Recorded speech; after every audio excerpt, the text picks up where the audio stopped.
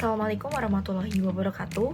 Perkenalkan, nama saya Michelle Alianor Boanerjis dengan 3 digit NIM terakhir 119 dari kelas A angkatan 2023.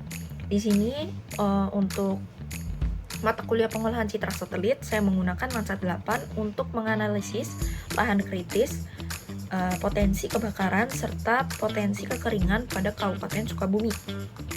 Untuk langkah yang pertama yang biasanya dilakukan yaitu melakukan ekstrak biomass pada setiap band. Di sini saya melakukan pada semua band dikarenakan untuk memudahkan langkah-langkah pada selanjutnya. Setelah melakukan ekstrak biomass, kita akan melakukan projection yang mana untuk citra satelit ini belum mendapatkan proyeksi. Di sini saya menggunakan 48 dikarenakan Kabupaten Sukabumi ini berada di Jawa Barat. Baik, untuk awalnya ini kita menggunakan proses pengkoreksian supaya di band tersebut ini tidak geser maupun tumbang tindih. Baik, menggunakan ini biasanya terdapat di angka ini didapatkan dari file txt yang terdapat di citra. Menggunakan rumus sebagai berikut.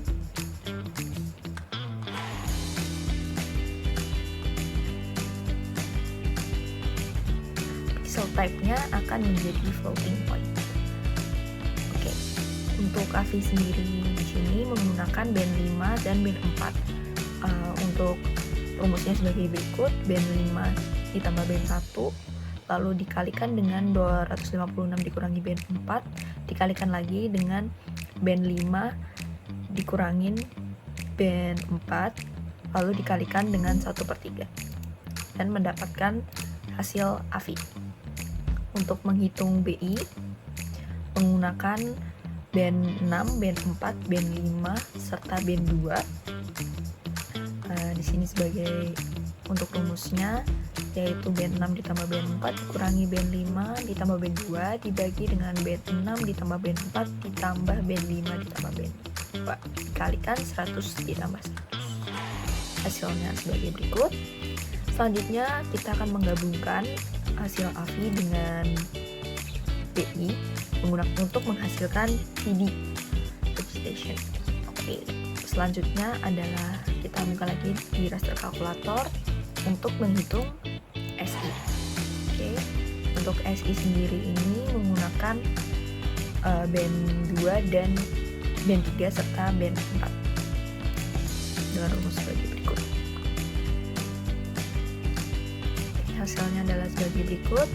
Menggunakan jumlah radians, kita akan menghitung radians menggunakan raster kalkulator berikut untuk menghasilkan TI. Selanjutnya menggunakan prinsip components lagi, kita akan menggabungkan SI dengan TI.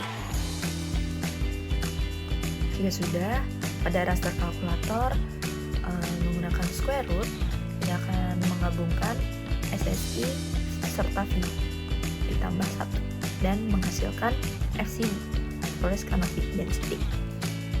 Baik, berdasarkan hasil Forest Canopy Density ini saya menggunakan warna dari merah hingga hijau, yang mana merah sendiri ini menunjukkan lahan yang kritis dan untuk yang hijau ini menunjukkan lahan yang tidak kritis.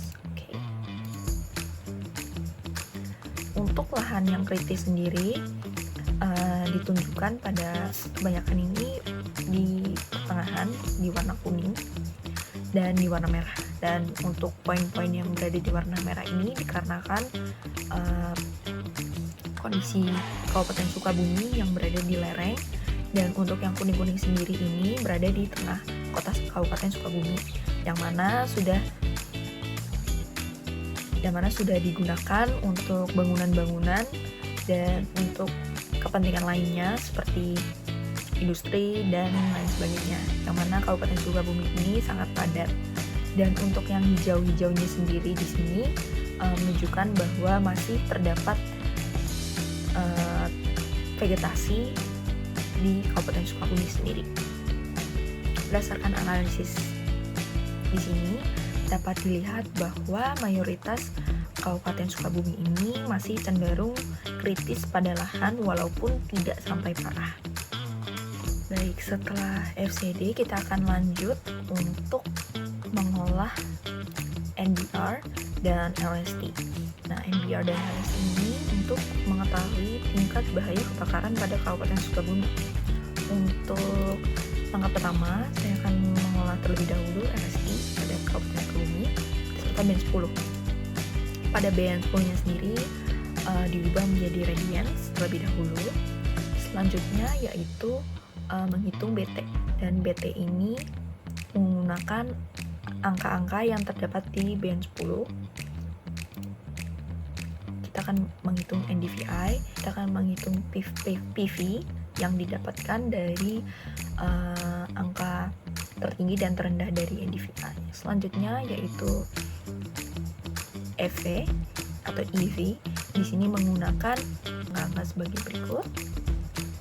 Selanjutnya untuk menghitung LST yang terakhir, kita menggunakan radian 10 dan juga EV. Lalu mendapatkan LST sebagai berikut. Nah, setelah itu kita akan langsung lanjut saja ke pengolahan NBR. Untuk NBR sendiri ini menggunakan band 7, band 5. Lalu untuk langkah pertama kita akan menghitung untuk NBR. Di sini cepat ya, untuk NBR ini hanya menggunakan TOA dari band 7 dan band 5. Baik, selanjutnya kita akan membandingkan hasil dari NBR dan LST. Baik, untuk membandingkan NBR dan LST kita harus mengklasifikasi dari LST dan NBR. Di sini saya menggunakan 5 klasifikasi, jadi menggunakan tools dari Reclassify, dan kita akan melakukan 7 klasifikasi. Untuk dua-duanya kita menggunakan 7 klasifikasi berdasarkan dari materi. Lalu untuk perbandingan scoring pada LST dan NBR, di sini saya menambahkan hasil klasifikasi dari LST serta NBR sendiri.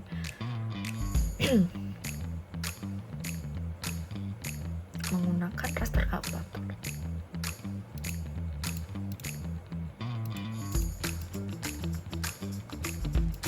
Baik, berikut adalah hasil dari tambahan untuk perbandingan LST dan NBR. Nah, berdasarkan scoring yang didapatkan, untuk yang warna hijau sendiri ini menunjukkan bahwa nilainya itu rendah, yang mana potensi untuk terjadi kebakaran itu juga rendah.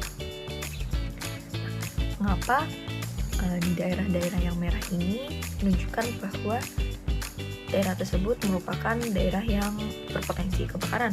Karena untuk hasil dari NBR dan juga LST ini kan hampir sama untuk skala warnanya dan juga scoringnya.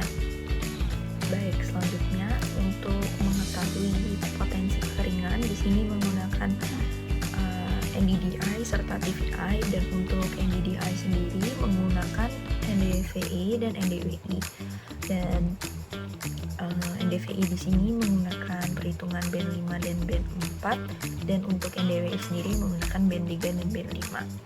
Setelah mendapatkan hasil dari NDVI dan NDWI, untuk menghitung NDDI sendiri menggunakan rumus NDVI dikurangi NDWI dibagi dengan NDVI ditambah dengan NDWI, maka dihasilkan NDI sebagai berikut. Selanjutnya kita akan menghitung untuk TVI. TVI di sini memerlukan hasil LST dari Kabupaten Sukabumi yang sebelumnya sudah kita olah. Yang belum kita dapatkan yaitu EVI, dan untuk EVI sendiri menggunakan rumus sebagai berikut. menggunakan band 5, band 4, serta band 2 yang sudah di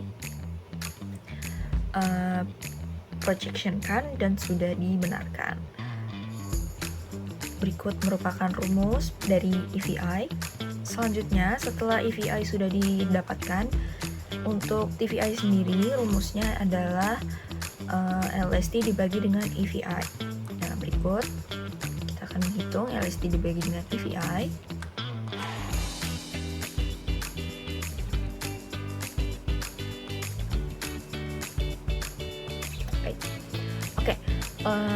Di sini saya sudah mengklasifikasikan TVI dan NDDI menjadi 5 klasifikasi. Di sini terdapat untuk NDDI sendiri saya membagi menjadi 5 klasifikasi, yaitu hijau sebagai normal, hijau muda sebagai keringan-ringan, kuning sebagai sedang, oranye sebagai berat, dan merah sebagai kekeringan yang sangat berat. Di sini dapat dilihat bahwa mayoritas dari Kabupaten Sukabumi ini DDI-nya sangat tinggi dan NDDI-nya kebanyakan di warna merah, yaitu kekeringan yang sangat berat. Didukung dengan TVI seperti berikut. Nah, untuk TVI-nya sendiri mayoritas di warna kuning ya. Dan jadi di warna kuning ini terdapat tidak begitu banyak tanaman atau vegetasi. Dan yang merah sendiri ini sangat minim vegetasi, dan dapat dilihat bahwa yang hijau ini tidak mencapai mayoritas dari Kabupaten Sukabumi sendiri.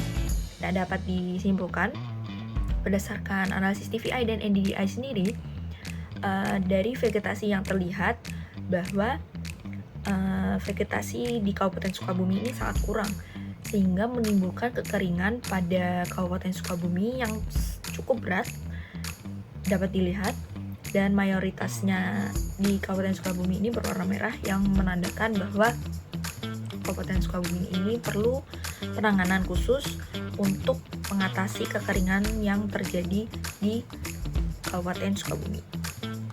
Baik, kesimpulan dari 3 analisis yang saya lakukan, yaitu FCD, NBR dan LST, serta NDDI dan TVI. Jadi Kabupaten Sukabumi sendiri ini memerlukan perhatian yang khusus, karena dapat dilihat bahwa Kabupaten Sukabumi ini di bagian tengahnya itu merupakan daerah yang padat, yang mana Kabupaten Sukabumi ini memerlukan lahan yang cukup untuk vegetasi, yang mana karena tidak cukupnya lahan untuk vegetasi ini menimbulkan potensi yang tinggi untuk kekeringan dari analisis NDDI dan TVI. Dan dikarenakan tidak adanya tanaman ataupun kekurangan vegetasi di Kabupaten Sukabumi ini, suhu dari Kabupaten Sukabumi ini cukup tinggi, sehingga dapat memunculkan potensi terjadinya kebakaran di Kabupaten Sukabumi sendiri. Berikut adalah analisis yang sudah saya lakukan untuk Kabupaten Sukabumi. Mohon maaf jika ada kesalahan kata. Wassalamualaikum warahmatullahi wabarakatuh.